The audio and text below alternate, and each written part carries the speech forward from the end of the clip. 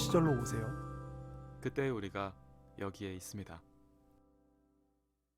90년대 영화 발굴 채널 호시절, 오늘은 90년대가 아닌 2023년에 개봉한 영화죠.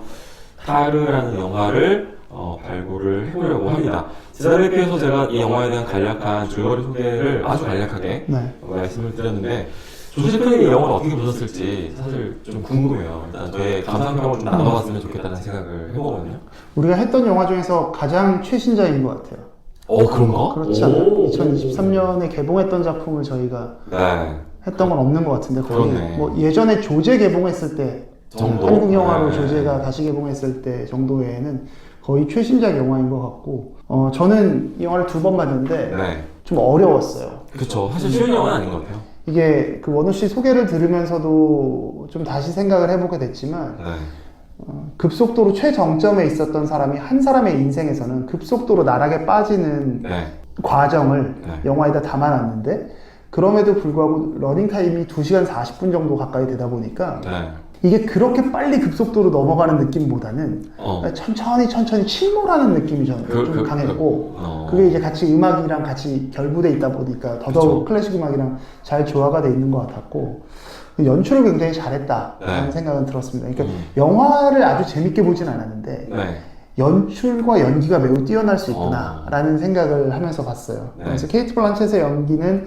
원우 씨가 말씀하셨던 것처럼 정말 놀라웠다 싶었고, 다만 이게 왜 어려울까라고 생각해보니까 조금 하나씩 다 설명해주지 않는 부분들이 있어요. 그쵸, 맞아요. 좀 비언어적인 거나 아니면 이제 상징이나 추정으로 넘어가는 부분이 있다 보니까 명료하게 영화가 딱딱 끊어지는 상업 영화의 느낌은 좀 아니고, 그래서 그 부분이 좀 예술 영화 틱한 부분이 좀 있다라는 건 있습니다. 근데 이 리디아 타르라는 인물에 대해서 저는 처음 봤을 때는 저는 완전히 잘못 이해를 해서 이 사람이 뭐 그렇게 권위적인 사람인가? 라는 생각까지 들었었어요. 그러다가 이제 2번째 볼 때는 그게 좀 보이더라고요. 상당히 권위적인 면이 있구나. 그래서 제가 오히려 든 생각은, 요새 이제 사회에서 여러 가지 갑질 논란이나 이런 것들이 많잖아요. 근데 그걸 볼 때 아주 노골적으로 우리가 갑질이라고 드러나는 부분이 되게 판명하기 어렵다. 그러니까 이렇게 리디아 타르처럼 여러 가지 뭐 본인의 정황과 뭐 원우 씨가 좋아했었던 그 레드의 대사 같다라고 하셨던 부분이 사실은 리디아 타르가 갖고 있는 지적 허영이나 붕 떠 있는 모습을 보여주고 있는 면도 있다라고 생각하거든요. 그 부분에 있어서 우리가 막 이제 집중하다 보면 이 사람이 정말 갑질을 하는 걸까?를 되게 구분하기 어려운 지점에 올 수도 있겠다. 오히려 그래서 그런 부분들이 갑자기 급전직하라기보다는 침몰하는 듯이 서서히 침몰하고 있는 듯한 모습으로 잘 연출한 게 아닌가. 오히려 훨씬 더 현실적으로 인물의 어떤 그 몰락을 잘 그려내고 있다. 다만 그래서 좀 극적 재미는 떨어질 수 있다 라는 생각을 했었습니다. 이게 처음에는 되게 페미니즘적인 영화인가? 라는 생각도 했었는데 오히려 그걸 비틀고 있는 영화다 라는 생각을 더 많이 했고요. 그래서 뭐 그 부분에 대한 이야기를 또 할 기회가 될지 모르겠지만 결국은 남성 중심의 사회가 문제가 아니라 그냥 권력을 어떻게 갖고 있으면 인간은 다 누구나 이렇게 유혹당할 수 있다 라는 부분을 되게 잘 짚어내고 있고 아주 진지하게 그 부분을 고찰하고 있다는 생각이 들었고, 마지막에 저는 사실 마지막 장면에서 그 게임 그 부분을 잘 이해를 못했어요. 좀 뭐야 갑자기 이런 생각으로 사실 쑥 지나갔는데 그때도 원우 씨랑 그 마지막 부분에 대한 감상은 비슷했거든요. 그럼에도 불구하고 리디아 타르라는 인물이 갖고 있는 어떤 예술에 대한 열정, 그거 하나만큼은 이 사람들이 이제 그것만큼은 폄훼하지 말자라는 메시지를 보내주는 거다. 그러니까 우리가 인물을 판단하고 분석하고 뭔가 뭐 이렇게 해석할 때 어떤 사람을 되게 입체적으로 판단할 필요가 있다. 왜냐면 요새 현대사회에서 카메라가 너무 이곳저곳에서 막 복합적으로 이렇게 한 사람을 조명하기 되게 쉬워졌지만 그럼에도 불구하고 해석이 너무 쉽게 끝나버려요. 저 사람 나쁜 놈? 뭐 저 사람 뭐 성추문자? 저 사람 뭐 이렇게 그냥 딱 끝나버리거든요. 근데 그거보다는 좀 한 사람에 대한 입체적인 고찰을 해볼 수 있는 것. 그래서 우리 사회가 어떻게 그 인물을 바라보고 사건을 바라볼 때 느껴지는 이 감정들은 조금 관객들에게, 제가 좀 말이 좀 두서가 없는데, 관객들에게 한 번쯤 고민할 수 있는 지점을 좀 열어줬다라는 생각이 듭니다. 이 영화에서 되게 반복적으로 나오는 이제 뭐 주제랄까, 접근법이랄까, 그런 것 중에 하나가 가흐도 그렇고, 그렇죠. 구스타프 말러도 그렇고, 네. 심지어 이제 어떤 동료 지휘자랑 타르가 얘기하는 과정에서 이제 쇼펜하워에 대한 얘기를 하면서 쇼펜하워 그 사람 여자를 계단 안에서 밀었던 사람이다. 그렇죠. 라든지 바흐의 사생활이라든지 이런 얘기에 대해서 이제 그런 문제점들이 있는 거예요. 모든 사람에게. 구스타프 말러도 마찬가지고 이게 워낙 옛날에 살았던 사람들이기도 하고 하다 보니 현대인의 시선으로 봤을 때는 문제가 있는 부분들이 많은데, 그렇죠. 이제 그래서 줄리언 근데 그 맥스인가요? 하는 그 흑인 남성 학생의 경우에는 자기는 그런 여성 혐오적인 생각을 갖고 있는 사람이기 때문에 바흐의 음악을 듣지 않습니다. 라고 보이콧하는 장면이 나온단 말이에요. 맞아요. 그래서 타르가 그렇게 편협하게 생각하지 말아라. 라고 하면서 그럼에도 불구하고 바흐의 음악에 대해서 되게 강조를 한다든지. 하지만 또 영화의 다른 측면에서 봤을 때는 또 타르도 어떤 음악가의 또 사생활 때문에 그 사람을 좀 보이콧하고 쇼펜하워에 대해서도 또 마찬가지고 이렇게 또 자기들도 또 똑같은 모습을 보이기도 하거든요. 근데 이제 이 영화는 그렇다면 타르는 어떻게 볼래? 라고 물어보고 있는 것 같아요. 타르가 어찌됐건 굉장한 이제 음악계에서 영향력도 큰 사람이고, 그 다음에 또 많은 위대한 족적들을 어쨌든 남긴 거예요. 그렇죠. 근데 이런 문제들이 있는데, 그럼 어떻게 할래? 그럼 타르를 어떻게 바라볼 거야? 라고 이제 물어보는 질문을 관객한테도 연장을 시키고 있는 것 같아요. 그래서 이걸 어떻게 생각할지에 대해서 저도 고민을 하게 되더라고요. 진짜 어떻게 바라봐야 할까? 요새 쇼펜하워 얘기 많지만, 사람들이 과연 제가 알기로 쇼펜하워를 포함해서 많은 철학자들이, 그 당시 철학자들이 지금 관점으로 보면 당연히 되게 여성적인 그런 그렇죠. 말을 많이 했을 거고, 근데 그걸 현대인의 관점에서 그들의 그거를 인성 혹은 인격을 판단하는 게 과연 맞는 걸까? 혹은 그래서 그런 관점을 다양하게 또 생각하면서, 또 최근에 또 이 영화 발굴 준비하면서도 또 우리나라에서도 되게 다양한 일들이 발생했다 보니까 어떻게 바라봐야 할까? 근데 저는 제가 생각하기에는 이게 동시대인의 평가가 있고, 그렇죠. 또 오랫동안 그 시간이 지나고 나서의 또 평가가 있는 것 같아요.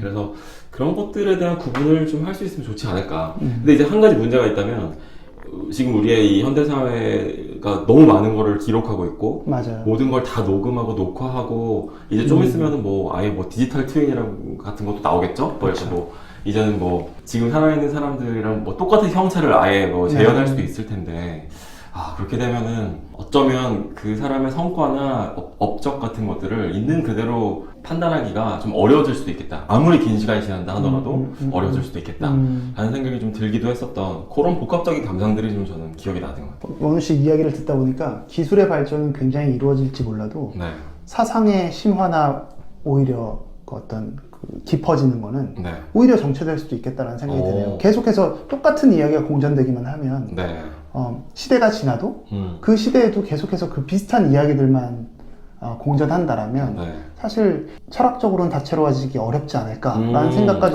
진짜 그럴 수도 있겠네요. 너무 많은 정보가 지금 이미 있고 이 정보들이 의미 있게 기록되는 게 아니라 그냥 계속 발췌의 문제가 되다 보니까요. 그 생각은 좀 들고.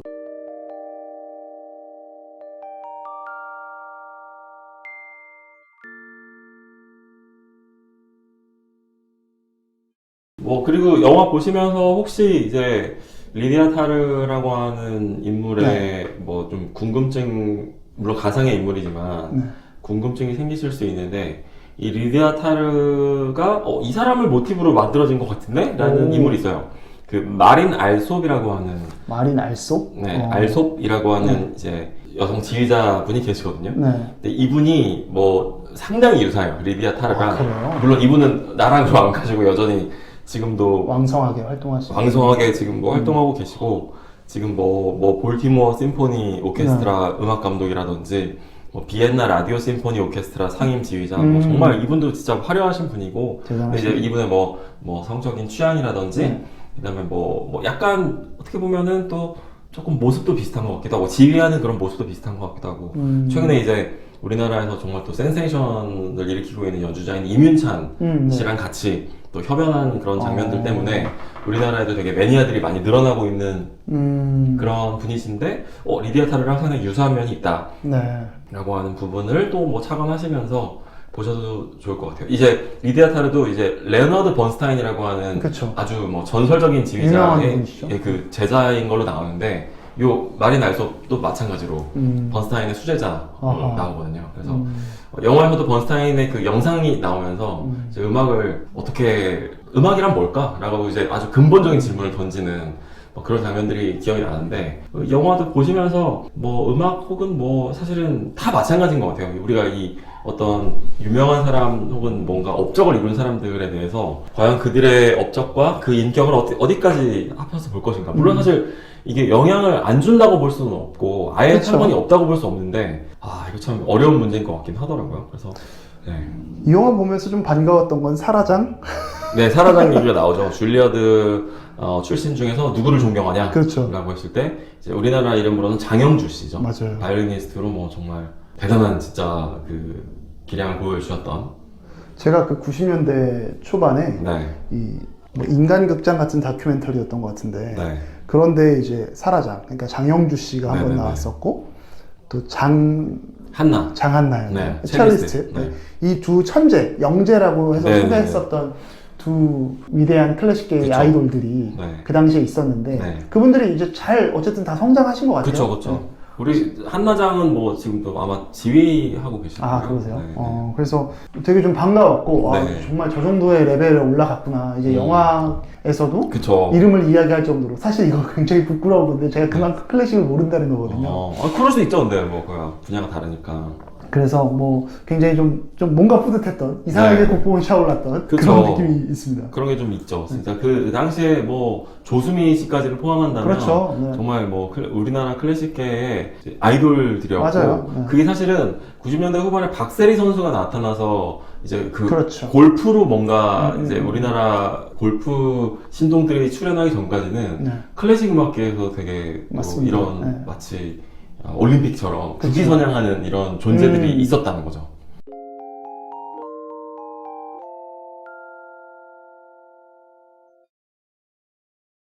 사실 이 영화 보면서 제가 좀 어려웠던 부분이 이제 서두에 말씀드렸던 것처럼 뭐 상징이나 추정해야 되는 부분, 그러니까 생략된 부분들이 굉장히 많은데 그 얘기 한번 해볼까요? 기본적으로 좀 전제를 깔고 가는 게 뭐 여러 클래식 스타들을 이야기하잖아요.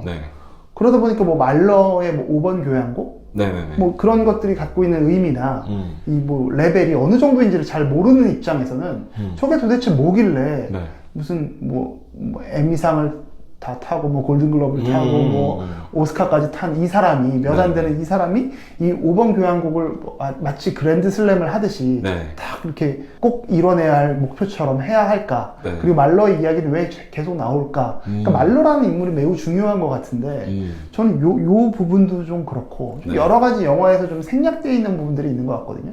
그걸 뭐 코드라고 해야 될지 아니면 뭐 숨겨진 뭐 어떤 기능이라고 해야 될지 모르겠는데 그래서 그 부분들을 좀 원우 씨가 아시는 범위 내에서 좀 설명을 좀 해주셨으면 좋겠습니다. 그러니까 이게 뭐 구스타프 말러라고 하는 작곡가의 위상이 뭐 클래식계에서 차지하는 뭐 그런 것들도 있는 것 같아요. 보니까 뭐 굉장히 그 위대한 작곡가의 하나로 이렇게 다뤄지는 그런 존재이기도 하고 그 다음에 이제 또 이 영화에서 또 이렇게 말하자면 설정되어 있는 것 중에 하나가 리디아의 어떻게 보면 마지막 목표처럼 하나로 되어 있는 게 이제 구스타프 말러가 그 9편의 교향곡을 남겼는데 이거를 전부 다 어떤 레코드로 남겨놓는 그 작업? 그거를 이제 본인의 개인적인 어떤 그 클래식 음악계에서 남길 수 있는 족적이라고 생각하고 있다는 거죠. 그 중심에 5번이 있는 거고. 그래서 이 영화에서는 사실 이 5라고 하는 숫자가 상당히 중요하게 그 다뤄지고 있거든요. 그래서 구스타프 말러의 뭐 5번 교향곡. 이게 사실은 그 헤어질 결심에서도 다뤄졌었던 바로 그 이제 악곡이기도 한데 뭐, 그러니까 그렇게 생각하면 지금 오히려 영화인들이 좋아하는 작곡가인 거 아니야? 라는 생각이 들기도 해요. 말러에 대해서 계속해서 이제 이 구스타프 말러를 좀 다루는. 약간 예술가의 예술가인가? 뭐 약간 그런 느낌인 거죠. 그래서 이 영화에서도 말러의 이야기가 그런 식으로 다뤄지고 있고, 이 숫자 5에 대해서도 보면은 되게 재밌는 얘기들이 많은 게, 교향곡 번호가 5번이었던 것도 있고, 타르가 마지막에 그 동남아시아의 어느 국가로 그쵸. 가서 네. 어디 뭐 이렇게 막 되게 막 습하고 막 이러니까 이제 마사지를 받으러 간단 말이에요. 그래서 호텔에서 심지어 추천을 받아가지고 간 마사지 업소인데, 네. 보니까 이제 이게 일반적인 그냥 그런 맞아요. 그냥 그런 건전한 그런 느낌이 아니라 약간 이렇게 좀 퇴폐한 그렇죠. 느낌의. 무슨 매춘 같은 느낌. 네, 그래서 이렇게 유리창 너머에 이렇게 여성들이 쭉 번호를 달고 앉아 있는데 그게 마치 오케스트라 단원들을 연상시키는 거죠. 맞아요. 앉아 있는 그 모습이. 거기에서 타르가 5번 여성을 고른단 말이에요. 근데 그 5번 여성을 고르는 거기서도 이제 숫자 5가 나오고, 네. 그다음에 이제 이 영화에서 그 타르가 나락으로 가기 전에 어떤 첼리스트 하나, 젊은 첼리스트랑 또 이렇게 네. 연문에 빠져서 그쵸. 그 첼리스트를 막 모두의 반대를 무릅쓰고 막 솔리스트로 기용하기도 하고 이러면서 사실 문제가 생기는 건데, 맞아요. 마침 그 5번 여성이 앉아 있었던 자리가 그 해당 솔리스트 그 단원이 물론 객원 단원이지만 그 첼리스트가 앉아 있었던 그 자리인 거예요. 그쵸. 그래서 그런 것들도 이제 이 영화의 의미에 좀 겹쳐 있는 것이고, 또 마지막에 그 게임 음악을 이렇게 지휘하는 그 장면에서도 보면은 거기에서 막 이렇게 장엄한 음악과 함께 제5함대 네. 승조원들이 맞아요. 탑승하라 이런 방송 같은 게 나오는데, 거기에서도 이제 5라고 하는 숫자가 계속적으로 나오더라고요. 그래서 제가 생각하기에는 그 리디아 타르가 끝내 완성하고 싶었던 그 숫자가 5인 게 아닐까. 물론 이제 구스타프 말로의 맞네. 그 9번 교향곡 9개라고도 볼 수 있겠지만, 이제 타르가 되게 천착하고 있었던 숫자는 5인데 결국에는 이거를 본인 스스로의 어떤 업보로 인해서 과오로 인해서 그렇게 가닿지 못하고 추락한, 하지만 사회적으로는 추락했고 이제 경력은 사실상 그 화려했던 스펙이 다 끝났다라고 할 수 있지만 혼자만의 또 작업은 계속 이어가고 있는 모습을 보면서 어쩌면 타르는 본인이 알고 있는 여러 가지 바흐며 말러며 쇼펜하우어 등등을 생각했을 것 같아요. 이 사람들도 다 사회적으로 어떤 문제가 있었지만 사생활적으로도 문제가 있었지만 그래도 마지막까지 놓지 않고 예술의 끈을 놓지 않고 천착한다면 먼 훗날에 누군가는 알아줄 수도 있지 않을까라고 하는 그런 마지막 미련을 붙잡고 저렇게 진지하게 지휘를 하는 건가? 라는 생각이 좀 들더라고요. 그래서 일단 그 5에 대한 추구가 마지막까지 끝나지 않았다 라고 하는 걸 보여주는 게 또 이 영화의 마무리이지 않았나?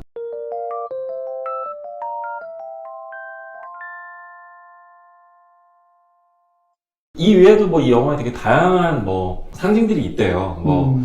이 영화에 되게 거울을 통해서 바라보는 장면이 되게 많이 나온다든지, 그 다음에 또 발을 되게 자주 비춘다고 하더라고요. 그쵸. 그러네요. 네, 그래서 발을 비추는 장면들도 얼굴의 되게 대척점이지만 또 어떤 한 사람을 식별하는 또 그런 기호로서 작용하고 있다. 이제 이런 해석들도 있을 때, 어쩌면 생각보다 이 영화 감독이 토드 필드 감독이라는 분인데 되게 영화를 일단 되게 과작을 하시는 분이에요. 되게 정말 10몇 년에 한 편씩 만드시는 분인데 그분이 공을 들여서 많은 장치들을 넣어서 본인의 예술혼을 불태우고 있는 영화인 게 아닐까라는 생각이 들어서, 사실은 또 이 영화를 이번에 저도 발굴하면서 여러 번 봤지만 앞으로도 또 보면 또 새로운 맛이 날 수도 있는 영화일 수도 있겠다라는 생각이 들더라고요.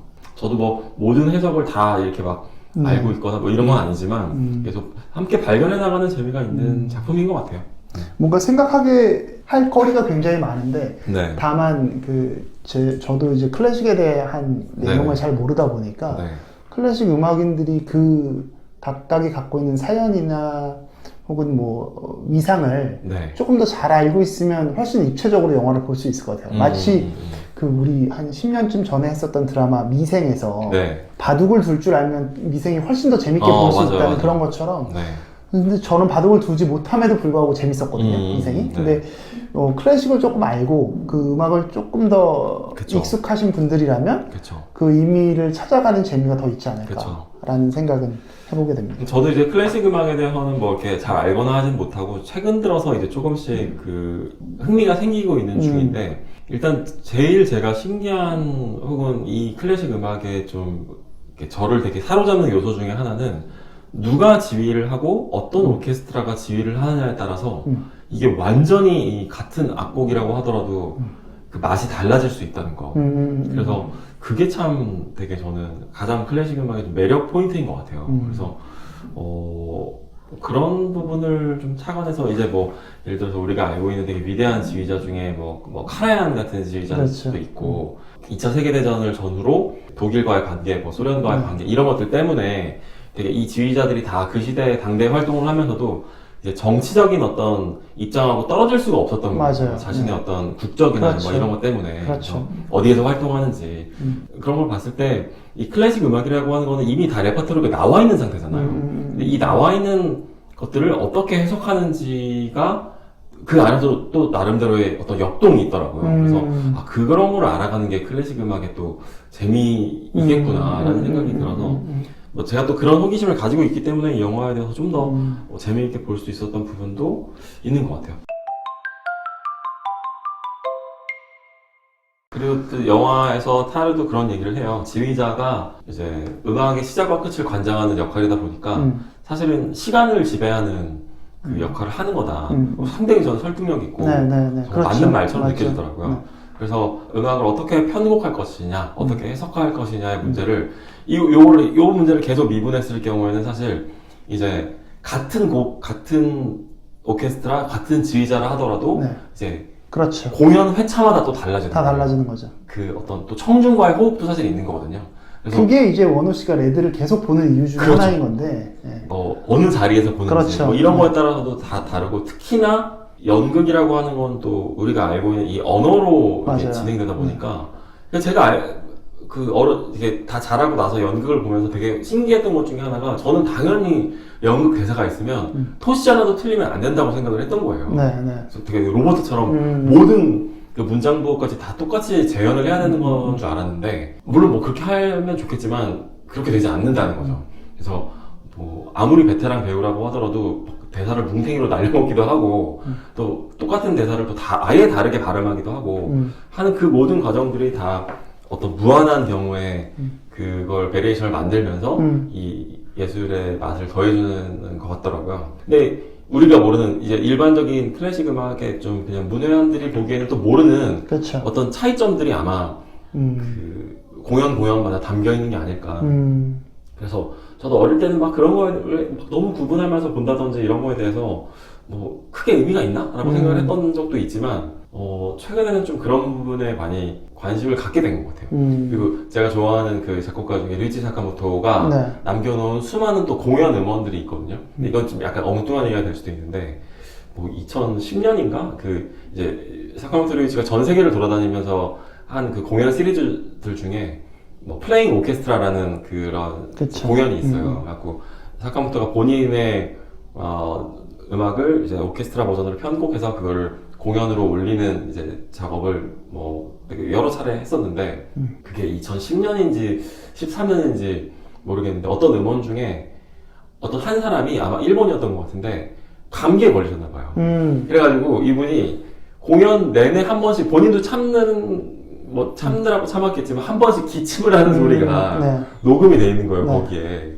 그래서 그 사람은 본인의 의도는 아니었겠지만 어쨌든 사카모토 류이치 음원에 자신의 흔적을 남겨놓은 거잖아요. 그래서 근데 그걸로 인해서 저는 그 음원을 되게 구분하기도 하고 되게 뭔가 이렇게 기억나는 포인트가 되기도 하면서 전반적으로는 그 음원의 어떤 특성 중에 하나가 되는 거예요, 저한테는. 그래서 그런 작은 우연의 요소들까지도 공연에는 되게 영향을 준다라는 거를 이제 또 그런 계기를 통해서도 저는 알게 됐었거든요. 그래서 이 공연이라는 게 그 순간을 이렇게 담아내는 거기 때문에 또 그것만의 특별함이 또 있구나 라는 생각을 해서 최근에 저는 원래 그렇게 음악을 들을 때도 공연을 그렇게 막 엄청 선호하는 편은 아니었는데 오히려 나이가 좀 어느 정도 차고 나서 이 공연의 맛을 좀 알게 된 케이스인 것 같아요. 그게 그래서 완벽한 연주는 없는데 완벽한 감상은 있을 수 있는 거거든요. 그 예술이라는 것 자체가 그게 이제 라이브의 묘미라는 말로 결국 딱 축약되는 것 같은데 어떤 뭐 좀 어느 정도의 기량이 올라가고 나서는 그래서 이제 테크닉보다는 감정을 실는 게 더 중요하다라고 이야기하는 게 굉장히 주관적인 얘기고 저거 좀 이상한 얘기 아니야 라고 할 수 있지만 그 테크닉은 일정 기량 이상에서는 사실 거의 구분하기 어려워지는 그렇죠, 것 같아요. 그렇죠. 근데 관객이 해석하는 것. 그래서 사실 표정도 중요한 거고, 그날의 이렇게 컨디션도 되게 중요한 거고, 네. 심지어 관객의 컨디션도 중요한 거고. 그렇죠. 그래서 내가 받아들일 준비가 되면, 그게 조금 실수를 했을지라도 완벽한 공연이 될 수 있는 거죠. 나에게는. 그렇죠. 그래서 공연이라는 게 어찌 보면 연극 가격이, 네. 연극 티켓 값이 영화 티켓보다 비쌀 수밖에 없는 이유인 것 같아요. 그때 살아있는 느낌을 우리가 그쵸. 받는다는 것에서 주는 오리지널리티가 네. 아마 점점 더 이제 AI의 시대잖아요. 그쵸. 점점 더 중요해지지 않을까. 그래서 점점 더 귀하게 느껴지지 않을까. 네. 설령 AI가 더 완벽한 연기를 해낸다 할지라도 네. 그 오리지널리티에 대해서 우리는 집중하게 될 수밖에 없다는 걸 맞아요. 이번 공연 영화를 통해서도 다시 한번 생각하게 됩니다. 뭐 되게 우리나라에도 한 번씩 공연하셨었던, 지금은 이제 연세가 많으셔가지고 뭐 라이브 공연을 못 하시는 걸로 알고 있는데, 키스 자렛이라고 있어요. 그 재즈 피아니스트이시기도 하면서, 이분은 이제 공연을 하면 본인이 즉흥으로 연주를 하시는 거기 때문에 추측컨대 상당히 긴장도가 더 높은 거고, 또 이제 그 공연의 어떤 특별함도 더 더해지겠죠. 그날 공연에서만 들을 수 있는 노래가 되는 거니까. 맞아요. 저 같은 경우에도 그 키스 자렛의 음원 중에 1974년인가 그 독일 쾰른에서 공연한 그 음원을 제가 굉장히 좋아하는 그 라이브 음원이 있거든요. 근데 그거는 저만 좋아하는 게 아니라 정말 되게 전설적인 그 음원이에요. 키스 자렛 하면 이거지 라는 사람들이 되게 많이 있을 정도로. 근데 키스 자렛이 또 다른 부분에서 어떤 걸로 유명했냐면, 공연하다가 핸드폰 소리 나면 갑자기 공연 중단하고 밖에 나가버리는 걸로 이제 또 한때 되게 이제 약간 뭐 악명을 좀 끼쳤었어요. 그래서 우리나라에서 한번 공연하셨을 때도 굉장히 강박적으로 이제 그 공연 기획사나 이런 데서 핸드폰 소리 절대 내시면 안 돼요. 핸드폰 소리 나면 큰일 납니다. 막 이제 이런 그 주의사항 같은 거를 되게 많이 이렇게 하셨을 때, 저는 처음에는 약간 삐딱하는 느낌으로 봤을 때는 저것도 마케팅 아니야라는 생각이 좀 들었던 면도 있어요. 저는 그렇게 많이 봐요. 네.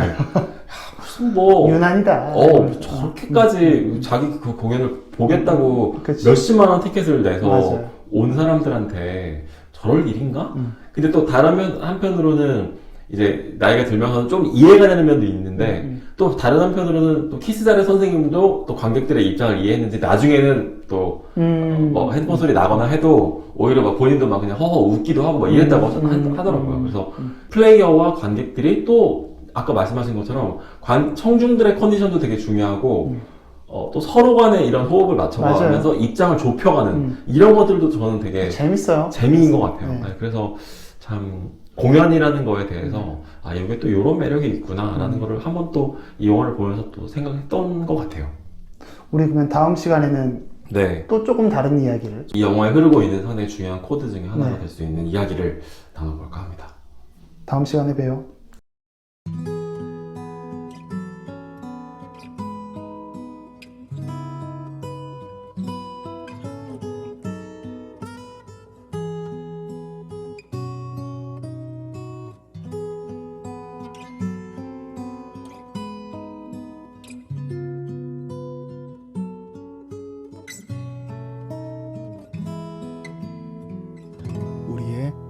호우 시절